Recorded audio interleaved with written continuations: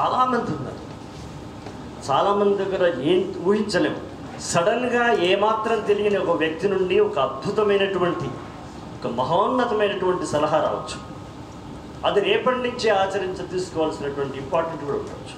కాబట్టి దానికి ప్రాధాన్యత ఇవ్వాలని గొప్ప గాయకులైన ఉపన్యాసకర్తలైన మీ అందరికీ నేను చొరవ తీసుకొని ఈ మాట అంటున్నాను. మీరు మరోలా భావించుకోండి. ప్రజల్లో తీసుకురావాల్సిన మార్పులేంటి, ఆ మార్పు కోసం మనం అనుసరించాల్సినటువంటి మార్గాలేంటి? దిట్స్ 2 ways ఓన్లీ. నాకు తెలిసి మంత్రి గారి ఉద్దేశం కూడా అదే. ఆలోచన విధానంలో మార్పు తీసుకురాగలిగితే, ప్రజలు ఏదైతే ఆలోచిస్తున్నారో ఇప్పుడు ప్రజల ఆలోచన విధానంలో మార్పు తీసుకుంచేటువంటి పాట కావాలి, మాట కావాలి, సాంస్కృతిక కళారూపాలు ఏవైనా కావాలన్నదే మంత్రి గారి యొక్క హృదయంలో ఉన్న ఆంతర్యం అనేది నేను అర్థం చేసుకున్నంతవరకు. ఆయన ఆహార విధానం ఎలా ఉంది, విహార విధానం ఎలా ఉంది, ఆచరణ విధానం ఎలా ఉంది, ప్రజల యొక్క క్యారెక్టర్లో ప్రవర్తన విధానం ఎలా ఉంది, దుబారా చేసే విధానం ఎలా ఉంది, ఎట్లా ఫాల్స్ మిస్టేక్స్కి గురవుతున్నారు, ఎలా అది పిల్లలు చదివించడంలో కావచ్చు, పెళ్ళిళ్ళు చేయడంలో కావచ్చు, ఇలా ప్రజల్లో ఒక అది పాతదందామా కొత్తదందామా వేరే వాళ్ళని చూసుకొని నేర్చుకున్నదందామా ఒక దుబారా విధానంలో లేదా ఒక పెడ విధానంలో వెళుతున్నటువంటి ఆలోచన విధానాల్లో మార్పు తీసుకురావడానికి మనం ఏం చేస్తే బాగుంటుందో, మనం ఎలా భాగస్వాములు అవుదామన్నదే ప్రధానమైన అంశం. వైద్య విధానంలో కూడా వారు చెప్పిందారు. వైద్యం మనకు జబ్బు వచ్చింది, మనము ఎన్ని కోట్లు ఖర్చు పెడుతున్నాం, అది కొంచెం కనుక ఆలోచించగలిగితే అది మనం ఎంత తగ్గించుకోగలం. ఇవన్నీ ఈ ఆలోచన సమూలమైన మార్పు సాంస్కృతిక కళారూపాల ద్వారా మూలంలో మార్పు తీసుకురావాలి, వేరులో మార్పు తీసుకురావాలి. The roots, we must go to the roots of the. దానికోసం ఇలా ఇది చేయడానికి నేను ఒక సాహసోపేతమైనటువంటి మాట అంటున్నాను. అది ఏమనుకుంటారో పెద్దలు. కానీ ఈ ప్రజల ఆలోచన విధానంలో మార్పులు తీసుకురావడానికి ప్రభుత్వం, ప్రతిపక్షం, మేధావుల పక్షం వీళ్ళందరూ కూడా కలిసి ఒక ఎజెండాను ఏర్పాటు చేసుకుంటే ఒక అద్భుతమైనటువంటి దిశకు మనం రాష్ట్రాన్ని తీసుకుపోయే అవకాశం వస్తుంది.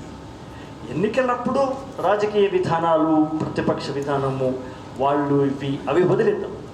ఎప్పుడైతే అయిపోయిందో మేధావి వర్గాన్ని, ప్రతిపక్షాన్ని, ప్రభుత్వ పక్షాన్ని, ఈ ముగ్గురికి కలిసినటువంటి ఒక ఎజెండా ఒకటి ఏర్పాటు చేసుకోగలిగితే, అది అసెంబ్లీలో కూడా మాట్లాడగలిగితే ఒక అద్భుతమైనటువంటి మార్పు వచ్చే అవకాశం ఉందని నేను ఫీల్ అవుతున్నాను. అట్లా మార్పు తీసుకురావడానికి మనం అనుసరించాల్సినటువంటి అంశాలు ఏంటి, ఏ మార్గంగా వెళదాం? సినిమాలో 30 ఏళ్ళుగా పనిచేస్తున్న వాడిని నేను. సినిమాలకు ప్రజాకవిని, సినిమాలోకి వెళితే ప్రజాకవిని అంటారు, ప్రజాకవుల్లోకి వస్తే సినిమా కవులు అంటారు. కనుక నేను రెంటినీ చూసినవాడు. సుద్దాల హనుమంతు కొడుకుగా ప్రజా ఆకర్షణ ఎట్లా ఉంటుంది పాటల్లో తెలుసుకునేవాడిని. సినిమాలో 30 ఏళ్ళుగా పనిచేస్తున్నాను కాబట్టి నాకు సినిమాటిక్లో వ్యాపారాత్మకంగా ఎలా చేంజ్ తీసుకురావాలో కూడా తెలుసుకునేవాడిని. నేనేమంటానంటే, ప్రభుత్వం ప్రచారం చేస్తున్నటువంటి ఈ ఆలోచన విధానంలో మార్పు తీసుకురావాల్సిన అంశాల కోసం, మీరు అనుసరిస్తున్నటువంటి ప్రజా అభివృద్ధి కోసం, సంక్షేమం కోసం చేస్తున్న పథకాల గురించి కానీ కొంచెం సినిమాటిక్ చేద్దాం. అంటే నేను కోట్లు ఖర్చు పెట్టుకోమని నేను చెప్పట్లేదు. మీరు సినిమాలో వాళ్ళకి ఒక పెద్ద సినిమా విడుదలైతే టిక్కెట్ల విషయంలో మాకు రాయితీలు ఏమంటే ఇస్తున్నారు. ఎన్ని వందలు వేలు అమ్మేసుకున్నామని తీసుకుంటున్నారు. వాళ్ళకంత రాయితీ ఇస్తున్నప్పుడు వాళ్ళను మన యొక్క విధానంలో మార్పు చేయడానికి వాళ్ళు ఎందుకు, మీరు హక్కులాగా మీరు ఎందుకు వాడుకోవద్దు అనేది నేను మీకు ప్రతిపాదిస్తున్నాను సార్. మీరు ఇప్పుడు శంఖంలో పోస్తే తీర్థం. మంత్రి గారు చెప్పిన మాటనే నేను చెప్తే అంత పవర్గా ఉండదు, ఆయన చెప్తే పవర్గా ఉంటుంది. అలాగే సినిమాల వాళ్ళకి మనం ఎన్ని రాయితీలు ఇస్తున్నప్పుడు, ఇంత గౌరవాలు ఇస్తున్నప్పుడు, ఇప్పుడు గద్దరన్న అవార్డ్స్ కూడా అయ్యబోతుంది, ఇన్ని చేస్తున్నప్పుడు మనం ప్రజల ఆలోచన విధానాన్ని మార్చడంలో, ప్రజలకు ప్రభుత్వం యొక్క సంక్షేమ విధానాలు చేర్చడంలో వాళ్ళ యొక్క మాట, వాళ్ళ యొక్క నటన, వాళ్ళ యొక్క పాత్ర తీసుకోవడంలో ఒక ఎఫెక్ట్ ఉంటుంది సార్. మీరు ఎంత మమ్మల్ని సినిమా వల్ల అని అన్నట్టుగా భావించినా మా లోపల ఒక చిన్న పవర్ ఉంటుంది సార్. అది మీరు అందరూ అంగీకరించి తీరాల్సిన అవసరం. నేను చెప్పడం కన్నా చిరంజీవి గారు చెప్తే దాని ఎఫెక్ట్ వేరే ఉంటుంది. చిరంజీవి గారు చెప్పడానికి కోట్లు ఖర్చు పెట్టాలా మరి అని అనుకోవద్దు సార్. మీరు ఒక్క మాట చెప్తే he will come sir, they will come, that day will come sir. ఇది మీరు పర్ఫెక్ట్గా మీరు దీన్ని వాడుకోవచ్చు సార్. ఇది ఒకటి. ఒక సరుకు అమ్మడానికి ఒక పెద్ద భారీ ప్రాజెక్టులు చేస్తున్నటువంటి వ్యాపార సంస్థలు ఒక్క సరుకు అమ్మడానికి వాళ్ళు అనుసరిస్తున్నటువంటి కమర్షియల్ విధానాలు, యాడ్స్ ఎలా ఉన్నాయో ఒకసారి మీరు గమనించండి సార్. కోకాకోలా వాడు భారతదేశంలో మళ్ళీ రెండవసారి దాన్ని ప్రవేశపెట్టినప్పుడు మళ్ళీ ఎవరు కొంటారయ్యా మీ కోకాకోలా అంటే వాడు అన్నట్ట, ఒక్కొక్కరి చేత గ్యాలన్ల కోకాకోలా తాగించడానికే నేను అడుగు పెడుతున్నాను ఇండియాలో అన్నాడు సార్. ఎంత ధైర్యం సార్ అతనికి. అంటే తాను ఒక సరుకును ప్రజల్లోకి దింపడానికి, ప్రజల గుండెల్లోకి వంపడానికి, ప్రజల ఆలోచనలో నింపడానికి వాడు అనుసరిస్తున్న విధానాన్ని మనం ప్రజల సంక్షేమం కోసం, ప్రజల బాగు కోసం, మన యొక్క సంస్థలు మనం చేస్తున్న విధానాలు ఎంతో కొంత మనం చేస్తున్నటువంటి మేళ్ల కోసం కూడా ఆ వ్యాపార సూత్రాన్ని అనుసరిస్తే అది ఇబ్బందికరమేమి కాదండి. మీరు కోట్లు ఖర్చు పెడుతున్నారు సార్. ఒక్క దినపత్రికల్లో ఒక ముఖ చిత్రం, ఒక ఫుల్ పేజీ వేయడానికి ఎన్ని లక్షలు అవుతుందో కూడా నాకు తెలుసండి. నేను ఎన్ని కోట్లు అవుతుందో పత్రికా రంగంలో పనిచేసిన వాడిని చెప్తున్నాను సార్. నేను పత్రికా రంగంలో పనిచేశాను, పాఠశాలలో టీచర్గా పనిచేశాను, ఇప్పుడు రైటర్గా పనిచేస్తాను. కనుక మీరు ఇది ఆలోచించాలి సార్. ఇప్పుడు సన్న బియ్యం మనం ఇస్తున్నాం సార్. ఒక కోకాకోలా లాంటి ఒక ప్రమాదకరమైన కూల్ డ్రింక్ని తీసుకురావడానికి ఏ పద్ధతి అనుసరిస్తున్నాడో మనం పేదవాళ్ళకి పండగ నాడు మాత్రమే బియ్యం వండుకునే వాళ్ళకి, మామూలు దినాల్లో జొన్న రొట్టె తినే వాళ్ళకి సన్న బియ్యాన్ని ప్రవేశపెట్టే విషయంలో ఒక అద్భుతమైనటువంటి మార్గం మనం సృష్టించలేము. ఆ యాడ్ని మనం ఉపయోగించుకోలేము. టీవీ మన చేతుల్లో ఉంటుంది, సోషల్ మీడియా మన చేతుల్లో ఉంటుంది, దినపత్రికలు మీ చేతుల్లో ఉంటాయి. మీరు ఇవాళ ఏ చిన్న దరిద్రమైన విషయమైనా సోషల్ మీడియాలో అలా వైరల్ అయిపోతుంది సార్ అంటున్నారు. వైరల్ అయ్యే ఆ సోషల్ మీడియా, వైరల్ చేయగలిగే శక్తి సోషల్ మీడియాకు ఉన్నప్పుడు ఒక మంచి విషయాన్ని కూడా మనం మార్గంలో దింపగలిగిన పద్ధతిలో గుణపాన్ని దింపితే అది కూడా వైరల్ అవుతుందన్న విషయాన్ని మీరు అర్థం చేసుకోవాల్సిన అవసరం ఉంది. ఈ కొత్తమైనటువంటి ఒక విధానాన్ని మీరు ఎన్నుకుంటే మనం చాలా బాగా ప్రజల్లోకి వెళ్ళిపోవచ్చు సార్. ఇప్పుడు ఇదివరకు న్యూస్ రీల్స్ అని వచ్చేవాడు సార్. సినిమా చూస్తుంటే న్యూస్ రీల్ని వేసేవాడు సార్. మేము చిన్న ఉన్నప్పుడు ప్రభుత్వం చేస్తున్న విషయాలన్నీ అందులో వచ్చేసారు.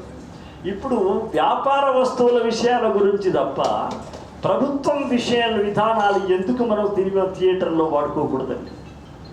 వాడుకోవచ్చు. అది మీరు అంటే మీకున్న టెక్నికల్ సాంకేతిక ఇబ్బందులు ఏమున్నాయో నాకు తెలియదండి. కానీ ఒక ప్రభుత్వ పెద్దలు కనుక తలుసుకుంటే అది పెద్ద అసాధ్యమని మాత్రం నేను అనుకోవట్లేదు. అట్లాగే పాటలు వింటున్నాను సార్. అంటే నేను ఇప్పుడు రచయితల్ని ఏమైనా విమర్శిస్తున్నానా, గాయకుల్ని విమర్శిస్తున్నానని భావించొద్దు. ఎందుకంటే అద్భుతమైన రచయితలు అక్కడ తమ్ముళ్ళు ఉన్నారు, వెంకన్న ఉన్నారు, తర్వాత మన అందశ్రీ ఉన్నాడు, తర్వాత అభినయ్ ఉన్నాడు, చాలామంది ఉన్నారు. పాటలలో భావోద్వేగం లేకపోతే పాట ఫెయిల్ సార్. నేను ఇది కవులకు, రచయితలకు, గాయని గారు చెప్తున్నాను. ఇవాళ మీరు 4 పాటలు వినిపించినారు. రాసిన వాళ్ళు గొప్పవాళ్ళే, రాసి తర్వాత దాన్ని ఓకే చేసుకున్నటువంటి పెద్దలు కూడా గొప్పవాళ్ళే. కానీ పాటలో మిస్ అవుతుంది ఏంటంటే, ప్రకటనలకు ట్యూన్ కడితే అది పాట కాదు. మీరు బాగా అర్థం చేసుకో. ప్రకటనలకు ట్యూన్ చేసి ప్రకటనకు మధ్యలో వాయిస్తే అది పాట అవ్వదు. ప్రజలకు పాలన వచ్చింది, ఉచిత బస్సులు తెచ్చింది, కరెంటు ఏదో ఫ్రీగా ఇచ్చింది, సిలిండర్లు వచ్చినవి, దీనికి నేను సిలిండర్లు వచ్చినవి ప్రభుత్వ ఇలా రాస్తే అది పాట అవ్వదు సార్. ఎన్నిక చేసుకునే వాళ్ళు, దాన్ని ఓకే చేసేవాళ్ళు ఈ విషయాన్ని గుర్తించాలి. పాటలో భావోద్వేగం లేని పాట అది ఉత్తి మామూలు సొప్పబెడ్డులాగా తేలిపోతుంది. మధ్యన వాయిస్తారు కాబట్టి వింటాం, ట్యూన్ చేస్తారు కాబట్టి చెవిటి వెళుతుంది. మాట కంటే సౌండ్ ఎక్కువ ఉంటుంది కాబట్టి మేము మా చెవులకు వెళ్తాయి కావచ్చు. చెవుల దాకా వచ్చినటువంటి శబ్దం హృదయంలోకి చేరినప్పుడు మాత్రమే పాట నిలబడుతుంది సార్. అలా అది రచయితల నుంచి మీరు ఆ విషయాన్ని గట్టిగా పట్టుకునేటువంటి ఎన్నిక చేసే మేధావులు కావచ్చు, ఎన్నిక చేసేటువంటి కవులు కావచ్చు, వాళ్ళకి ఈ సూచనలు నేను ఇస్తున్నాను. ఇప్పుడు ఇవ్వగలిగేంత పెద్దవాడిని అయ్యానా అని కాదు. నా జీవితంలో నేను పాటలో ప్రయాణం చేసిన వాడిని, మా నాన్న ద్వారా పాటలు విన్నవాడిని కనుక మీకు చెప్తున్నా, పాటలలో ప్రకటనలు మాత్రమే, నినాదాలు మాత్రమే ఉంటున్నాయి. వాటిని భావోద్వేగం చేయండి, వాటిని ఒక సెంటిమెంటలైజ్ చేయండి. నేను ఇప్పుడో 90 ఏళ్ళు తరలుదాము రండి మనం జన్మభూమికి, తల్లి పాల రుణం కొంత తీర్చడానికి అన్నాం. ఎందుకన్నాము ఊరికే మీరు రాండి ఒక బోరు వేయించండి, ఒక అదివే అట్లా కాదు. తల్లి పాల రుణం కొంత తీర్చడానికి అంటే నగరంలో ఉన్నటువంటి ప్రతి ప్రముఖుడు కూడా ఎప్పుడో ఒకసారి ఆ పల్లె తల్లి గుండెల్లోంచి పెరిగొచ్చిన వాడే కాబట్టి తల్లి పాల రుణం కొంత అనడంలో ఒక సెంటిమెంట్ ఉంటుంది. ఇలా ప్రభుత్వ సంబంధమైన పాటలు రాయడమే కష్టం. కానీ రాసే పాటలలో ఈ సెంటిమెంట్ లేకపోతే ఆ పాట చెవిదాకా వెళ్ళి మళ్ళీ శబ్ద పరావర్తనం అవుతుంది తప్ప హృదయ పరివర్తనలోకి దారితీయడం చేస్తారు. ఇవి పాటల్లో అనుసరించాల్సిన అంశం. నెంబర్ 2, ఇంకోటి ఏంటంటే, నూతన జానపదాన్ని, మన కళల్ని, ప్రక్రియని మనం బయటికి తీసుకురావాల్సిన అవసరం. ఇప్పుడు ఎంతసేపు ఒక పాట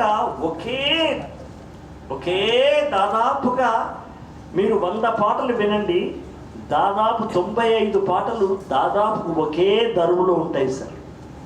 ఆ దరువు మార్చాలి సార్. అందుకు మనం గద్దరను తీసుకోవచ్చు, అందుకు సుద్దాల హనుమంతుని తీసుకోవచ్చు.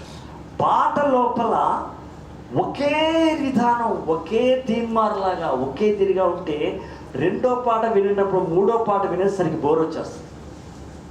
చాలా ఓపెన్గా చెప్తున్నాను నేను. ఈ మార్పు చేయడం కోసం సంగీత దర్శకులు ఎవరైతే మన పిల్లలు ఉన్నారో వాళ్ళకి ఈ మాట చెప్తే చాలు. నువ్వు రాసే ఫస్ట్ పాటకి సెకండ్ పాటకి ట్యూన్లో తేడా లేకపోతే అన్ని పాటలు ఒకే తిరిగా ఉన్నట్టు ఫీల్ అవుతుంది. ఇది నాతో మీరు అందరూ ఏకీభవిస్తారని నేను కోరుతున్నాను. కోదండరామిరెడ్డి గారు స్లోగా, శాంతిగా, మామూలుగా వాడు. గోరటరెడ్డి ఉన్నాడు, ఆయన 3వ నిమిషానికే లేచి కాలు కదులుతూ ఉంటుంది సార్. ఆ ఇద్దరిని ఒక దగ్గర కూర్చోబెట్టి మనం ఒక టీవీలో కనుక మాట్లాడించి ఇదే విషయం సేమ్ మీరేం చెప్పినో అదే విషయాన్ని మీరు మాట్లాడిస్తే కోట్ల మంది చూడకపోతే నేను అసలు ఈ మాటను ఉపసంహరించుకుంటాను సార్. కోట్ల మంది చూస్తారు సార్. కోదండరామిరెడ్డి గారు చెప్పే పద్ధతి వేరు, గోట్లకి చెప్పే పద్ధతి వేరే. భలే ఉండే కన్నా పాత విషయం లోపల మనం కొత్త తీసుకురాకపోతే అదే సార్ నేను చెప్పినా కదా సార్ అని అది ఎవరులే అని అనుకోండి. ఈ స్లోకి ఆ స్పీడ్కి మధ్యలో ఆ వంతెనలు ఎవరైతారంటే సార్ కామన్ మ్యాన్ అవుతారు సార్. కామన్ మ్యాన్ అవుతారు సార్. ఈవెన్ నేను కూడా సినిమా పాట రాసే విషయాన్ని మర్చిపోయి పక్కన పెట్టి రేపు రాస్తుందా లేదు, ఇప్పుడు రాసిన నేనే రాయాలి కదా అని నేను కూడా చూస్తాను సార్. ఇలా విధానంలో ప్రజల్లోకి తీసుకుపోయే విధానంలో మార్పులు లేకపోతే రొంట కొట్టుడు అయిపోతుంది సార్. అట్లాగే ఇప్పుడు ఫర్ ఎగ్జాంపుల్ ఒక జానపద వేషంలో ఉండే ఒక విమలక్క రూపంలో ఉండేటువంటి చెల్లెళ్ళు ఉన్నారు కదా, ఆమెను తీసుకొద్దాం. అలెఖ్య గారు ఉన్నారు, ఆమెను తీసుకుందాం. మధ్యలో మంత్రి గారో లేకపోతే ఇంకెవరో లేకపోతే విమలకు మన చెల్లెనో వెన్నెలనో ఇట్లాంటి వాళ్ళని తీసుకొచ్చి ముగ్గురు తీసుకొచ్చి ఒక టీవీలో మాట్లాడిద్దాం సార్. టాపిక్ ఇదే సార్. చేంజ్ మామూలుగా ఉండదు సార్. అలేఖ్య గారు చూపించే విధానం శాస్త్రీయంగా ఉంటుంది. ఒక విమలక్క లాంటి అమ్మాయి చెప్పే అశోక్ దేశాన్ని మాట్లాడేది ఇప్పుడు నిన్నలాగానే ఉంటుంది. ఈ 3 కాంబినేషన్లో ఎంత అద్భుతంగా ఉంటుంది సార్ కార్యక్రమం. ఇలా మీరు వెళ్ళండి సార్. ఇదే మీరు టీవీలో పెట్టండి, సినిమాలో న్యూస్లో పెట్టండి, లేకపోతే ఇంకా వైరల్ చేయండి, సోషల్ మీడియా చేయండి. ఇష్టం వచ్చింది. అనేకమైనటువంటి వైరల్స్ ఉన్నాయి సార్. ఇవల్ల వేల సోషల్ మీడియాలు ఉన్నాయి సార్. బిగ్ టీ కానీ సూమన్ అని ఏమో ఉన్నాయి సార్. వాళ్ళందరూ కూడా మిమ్మల్ని పట్టుకుంటారు సార్. సార్ అలెఖ్య గారిని ఇక మన వెన్నెలక్కని తర్వాత ఇంకొకరిని ఈ ముగ్గురితో మా కాంబినేషన్ ఇవ్వండి సార్. దాంట్లో మీరు అవసరమైతే మీ ఎమ్మెల్యే గారిను ఎవరు ఉండనివ్వండి సార్ అని పెట్టేస్తే వాళ్ళు పిలుచుకుంటారు సార్. వద్దన్నా మనం వద్దు మొర్రో అన్న 100 మంది దగ్గరికి పోయేటువంటి ఒక విషయాన్ని, విధానాన్ని, మార్గాన్ని ఎన్నుకునేందుకు ఆలోచించాను సార్ ఈ సమావేశం. ఇప్పుడు నేను రాసిన మొత్తం పాటలన్నీ పాడడానికి అవసరం లేదు సార్. నాకు కూడా మీరు చెప్తే నేను కూడా నా రాతను మార్చుకుంటాను. మీరు ఇంటరాక్ట్ అవుతే వాళ్ళకు వదిలేయండి సార్. మీరు ఒకసారి చెప్తే మీకు 1,00,000 పనులు ఉంటాయి సార్. ఉదయరావు రెడ్డి గారు కానీ మీరు కానీ ఐఏఎస్ ఆఫీసర్స్ కానీ 1,00,000 పనులు ఉంటాయి సార్. మీరు సాహిత్య అకాడమీకి ఒక జానపద అకాడమీ సృష్టించారు సార్. ఒక జానపద అకాడమీలో పెట్టాను సార్. ఎందుకంటే తెలంగాణ అంటే జనపదం అంటే పల్లెటూరు, జనపదం అంటే ఊరు, జానపదం అంటే అక్కడ పుట్టింది. కాబట్టి జానపద అకాడమీ ఒకటి పెట్టండి సార్. దానికి ఒక చైర్మన్ ఇవ్వండి సార్.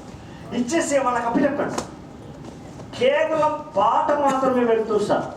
ఇది చాలా బోర్ అయిపోయింది సార్. మీరు ఏమన్నా అనుకోండి, నేను ఎవరిని కించపరచడం లేదు. పాటల్లో మార్పు లేక, పాటలో కొత్త చేర్పు లేక, ఒకే విధానం, ఒకే ట్యూను, ఏమి ఇప్పుడు చూసిన అదేనా, అదే విధమా, మార్పు లేదా? ఒక యక్షగానాన్ని తీసుకెళ్ళండి. యక్షగానంలో కొత్తగా ఉంటుంది. యక్షగానం ఒక రాజు వేషం, ఒక మంత్రి వేషం, ఒక రాణి వేషం, ఒక రంభ వేషం, ఒక బాలకృష్ణ వేషం, కొత్తగా ఉంటుంది సార్.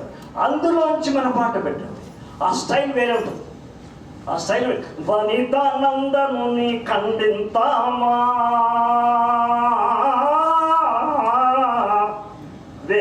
వేరుగా పక్వముగా వింత, ఇలా ఒక కొత్త రకమైనటువంటి జానపదాన్ని మళ్ళీ వెలుగులోకి తీసుకొచ్చేటువంటి ప్రయత్నం మీరు కూడా చేయాలి వెన్నెల చలే. కాబట్టి మీరు సాంస్కృతిక సారథిగా మీ దగ్గర ఒక 600 మంది ఎంతో ఉన్నారు తెలియదు నాకు. వాళ్ళందరికీ కూర్చోబెట్టి ట్యూన్లలో, విషయంలో మార్పు తీసుకోవాలి. బట్ పాయింట్ మాత్రం ఒకటే, ప్రజల ఆలోచన విధానంలో మార్పు తీసుకురావడం, ప్రజల కోసం ప్రభుత్వం చేస్తున్నటువంటి విషయాలని ప్రజల్లోకి తీసుకెళ్ళిపోవడం. ఇలా కొత్త మార్గాలు అనుసరించే ప్రయత్నం మీరు చేస్తారని, కరపత్రాలకు ట్యూన్ కట్టే విధానం పోవాలి. పాటలు కరపత్రానికి ట్యూన్ కడుతున్నారు. ఆ కరపత్రానికి ట్యూన్ కట్టేటువంటి పద్ధతి పోవాలి. ఆ పద్ధతి చాలా బోర్ అయిపోయింది.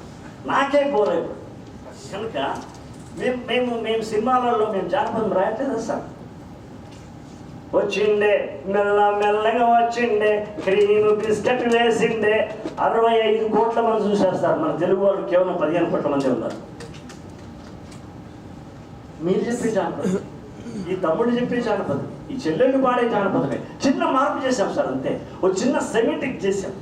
అలా సెమీగా జానపదం యొక్క రీతులని మార్చుకోవాల్సిన అవసరం కవులకు, గాయకులకు ఉంటే తప్ప మీ యొక్క ప్రభుత్వ పాటలు కానివ్వండి, ఏ పాటలు కానీ ప్రజల్లోకి వెళ్ళవు. చెవిదాకా వెళ్ళిపోతాయి. ఇది బాగా గుర్తుంచుకోవాల్సిన అవసరం. Please subscribe to the channel and download the Politicos app from the links in the description.